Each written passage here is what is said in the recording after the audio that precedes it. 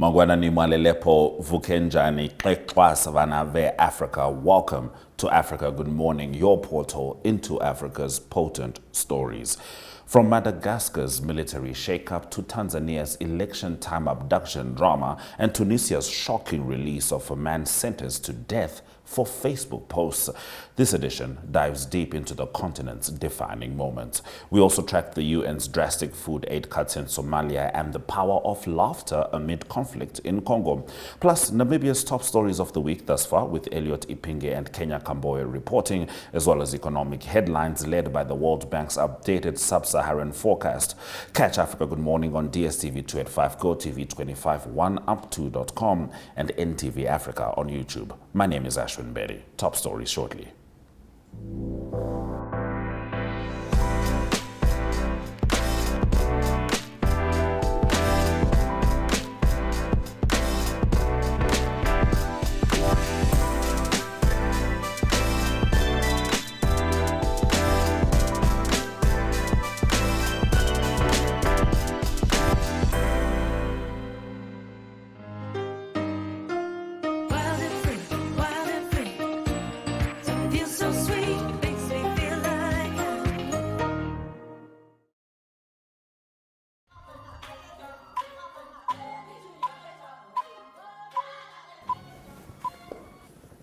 Let's get into the top stories.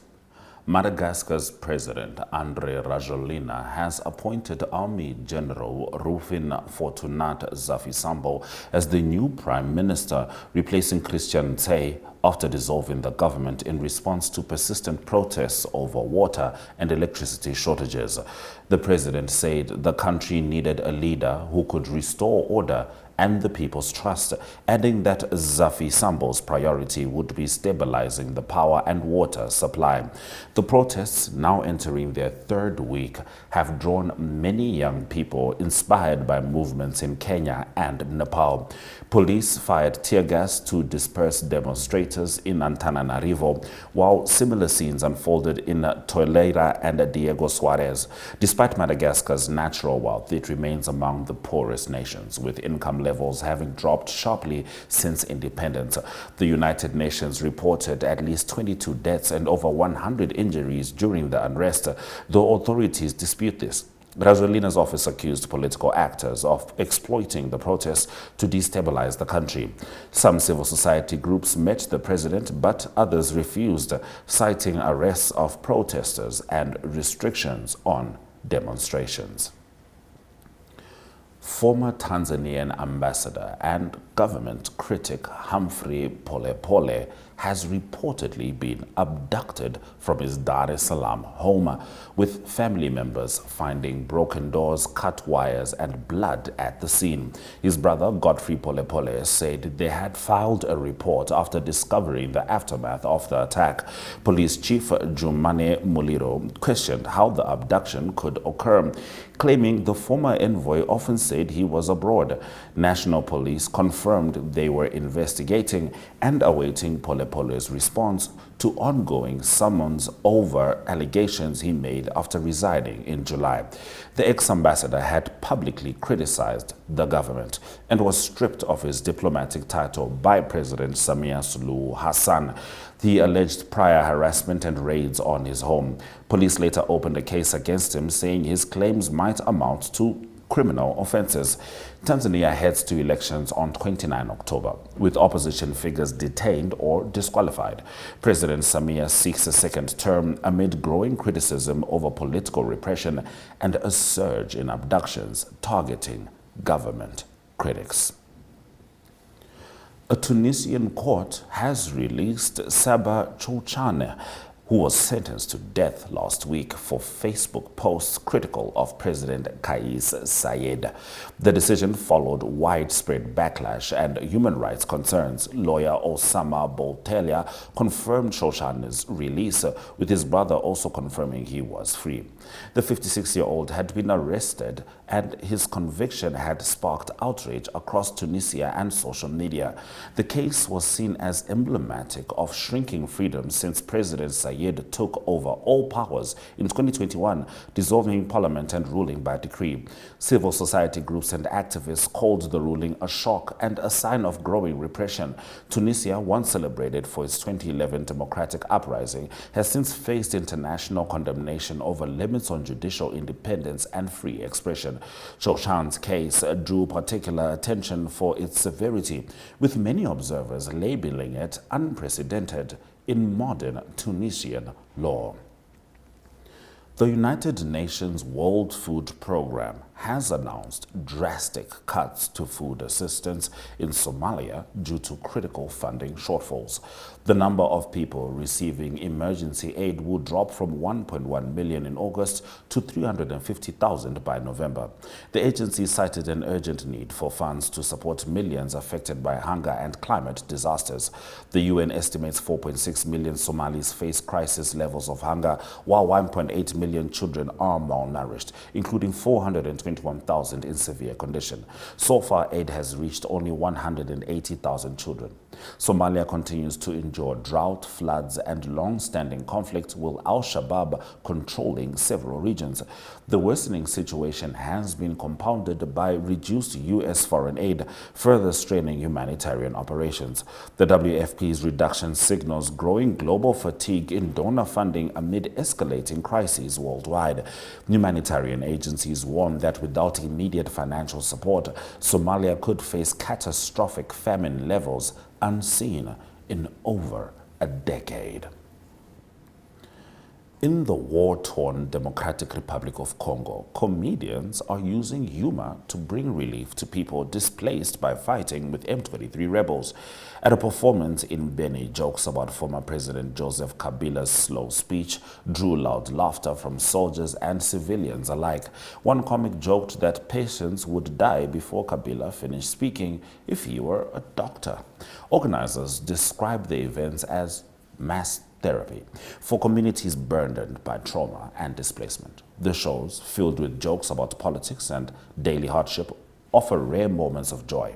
Attendees, like 28-year-old Placide Tula, who fled Goma when M23 captured it, say they came to forget about their suffering, even briefly. The comedians contrast Congolese rumba music's upbeat tone with Western melancholy, highlighting resilience through laughter. Goma's fall earlier this year displaced hundreds of thousands. Organizer Christian Kabwe said the goal was simple: to de-stress war-weary citizens by proving that laughter, even in crisis, can be survival, Reuters reports.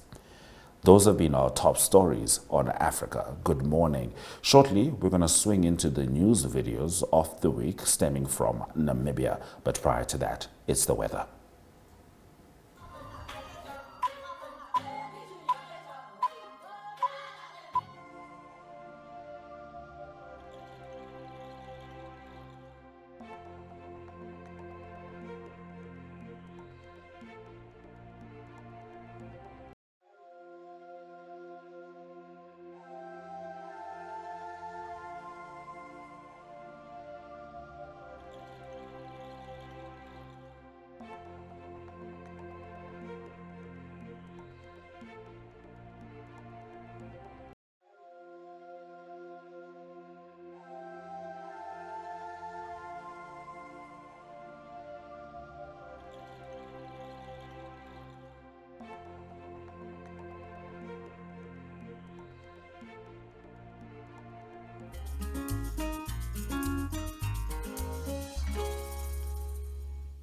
Mornings just got better, Namibia. From the latest headlines to the hottest trends, we're bringing you the conversations that matter. That's right. Bright minds, bold opinions, and a touch of morning magic. This is your daily dose of energy. So grab a cup and join in on the conversation every weekday morning at 8 o'clock with Smell the Coffee, hosted by Diana Master and Aina Riza Quayo.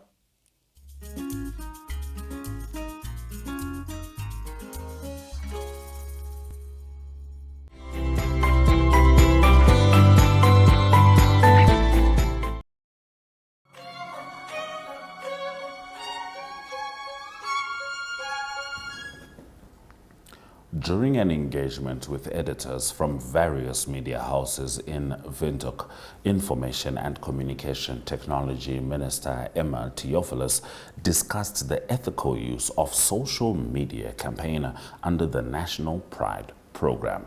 She said the initiative seeks to promote unity, patriotism and social cohesion while urging Namibians to reject content that fuels social ills. Theophilus warned against cyberbullying, hate speech and misinformation, calling on media houses to help raise awareness and foster a safer, more responsible digital community. Video by Elliot Ipinge. Conscious of the potential dangers and risks of social media in our way on how to safely conduct themselves on online spaces. Dangers of social media include negative mental health effects like depression and anxiety, exposure to inappropriate content and hate speech, cyberbullying, especially amongst our young citizens, children who are debuting younger and younger online, and exploitation of minors and the spread of misinformation and disinformation, which has a constant comparison to unrealistic lifestyles that may lead to undue pressures and withdrawals. Furthermore, through this campaign, we aim to educate Namibian citizens to avoid promoting tribal discourses online that have the potential to bring division within our Namibian house. We can be robust in our online engagement and interactions, but when it comes to issues of national pride and unity and patriotism, we need to unite as one people and reject all forms of social ills that has the potential to derail. In our next video, leader of the official opposition party, Dr. Panduleni Itula of the IPC, called for unity and people-centered strategies during a meeting between the party leadership, President Netumbo Nandi-Ndaitwah, and members of the executive of State House. He warned that without collective effort and visionary planning, Namibia risks falling behind globally. Everyone, wherever they are, whether it's in the village or whether it's in the informal settlements or whether it's in the towns, issues that are critically important for us to achieve, but it's issues that cannot be achieved by one person alone or by one political party alone. We've got the harmony of political parties in our multi-party constitutional democracy, where we are aiming at achieving a lot of what we have set ourselves back in 2004 in the Vision 2030, hopefully to be able to achieve the majority of those that we have set ourselves as a nation. We are the nation of the land of the brave. Naturally, we will be having our political differences. Our political differences will not hinder our strategies. I'm a strong believer in a well-crafted strategy that will be able to be imposed upon chaos in order for us to actually get order into the system itself. We are lagging behind in our development. We can build as many roads and bridges as necessary, but if we are not investing in the well-being of our people, that is the measure of us looking after our nation indeed. We are a small nation, but with the complexity of the geopolitics in this world and very few countries emerging very, very powerful, and a large number of countries emerging medium powerful. If we are not careful in crafting a very good strategy so that Namibia continue to remain afloat, we will risk being trodden down at the bottom, and Namibia will become irrelevant to many of the countries. So residents of Opuo's Katutura Extension 2 are demanding compensation. We'll be talking about that story when we swing back after the break.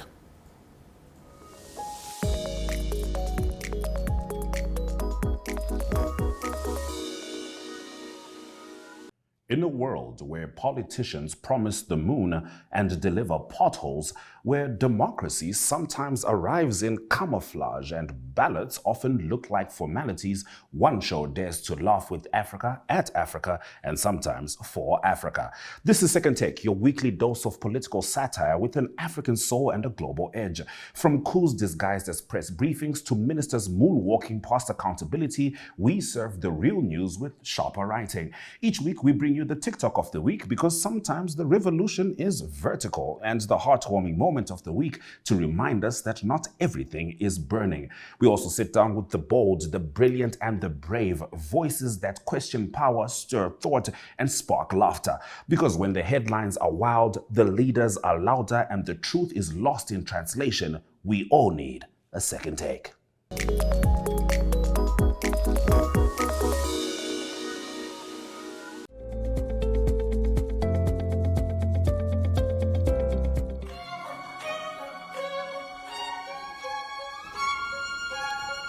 Continuing with the news videos of the week stemming from Namibia, residents of Opo's Katutura Extension 2 are demanding compensation from the local authority following their relocation from Oranda informal settlement in 2019. The group claims that out of over 400 people that were relocated, the council only compensated about 10.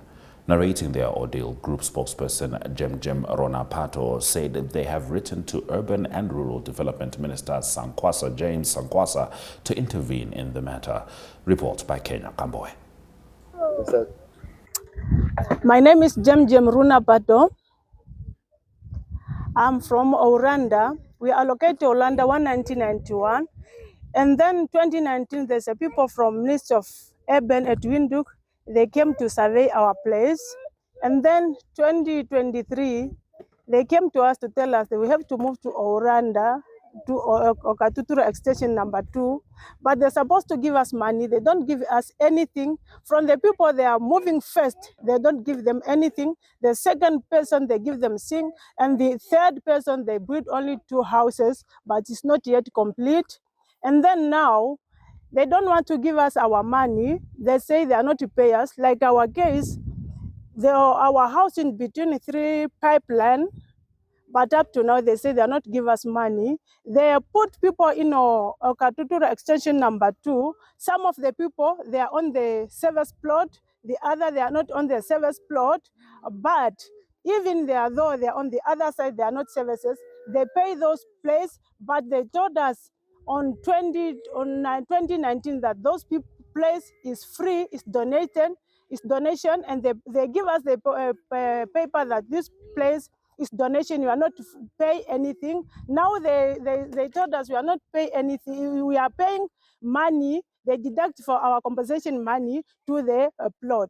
And the other thing, those people, most of the people, they are located to Katutura Extension number 2. They are not from Oranda. They are from other places, and then they buy this plot from Opo Town Council. Most of the people, we are left there Oranda because of here now, Katutura Extension number 2, the plot is finished.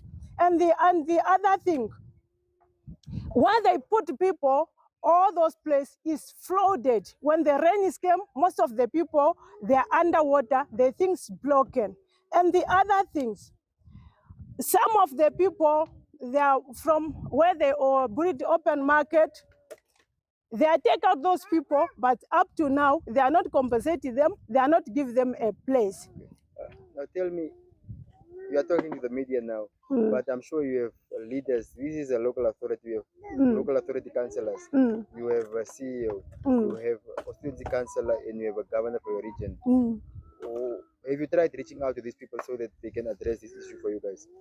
Our councillors, constituency councillor, came here to attend our meeting.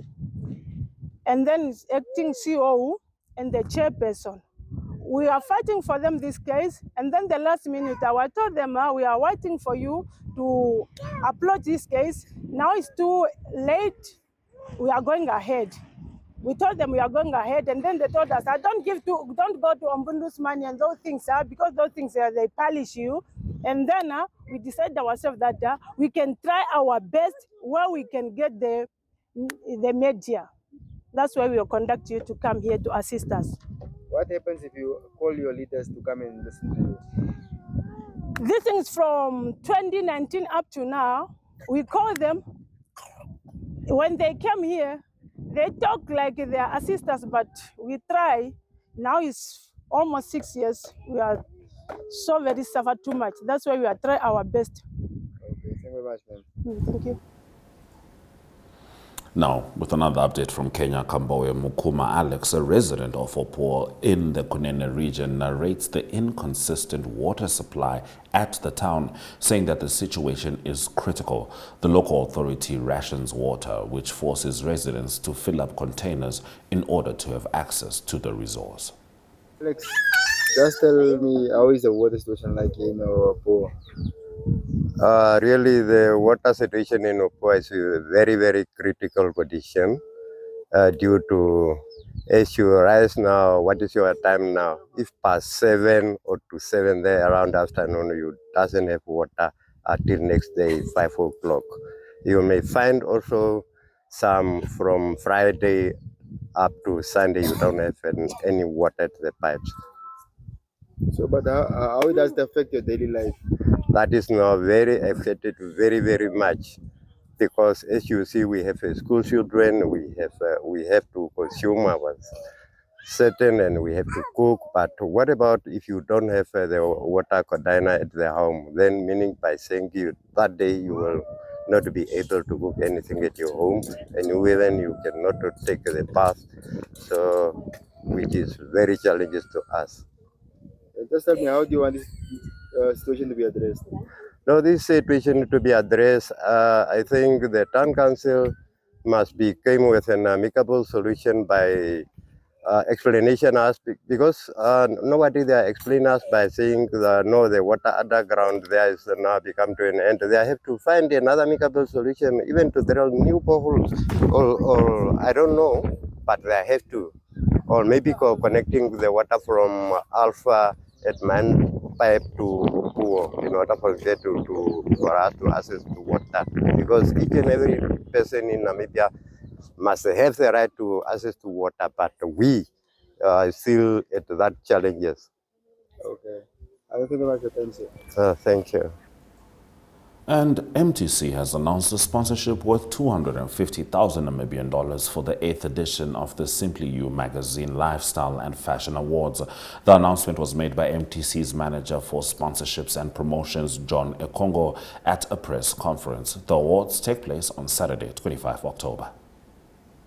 In short, any summary to announce the sponsorship announcement of an amount of 250,000 to the Simply You Lifestyle Magazine Awards. This is obviously born out of the need for expressing creative and supporting creative industries. I'm sure you, as entertainment and lifestyle reporters, would have been able to notice that the last couple of 5 years or so, we have gone heavily into the creative lifestyle artistic space. That is with the MTC Winter Fashion Week, and recently the MTC Content Creator Awards. So that is basically, from an MTC perspective, a philosophy that we have adopted in trying to see how we can get into the demographics and the creative space. The creative space is one industry that obviously is announced by government recently as well, that is obviously not very much supported. Although support has been there, it's not at the space or at the volume that it should have been. And it was incumbent upon corporates such as us to come into this space. Why MTC and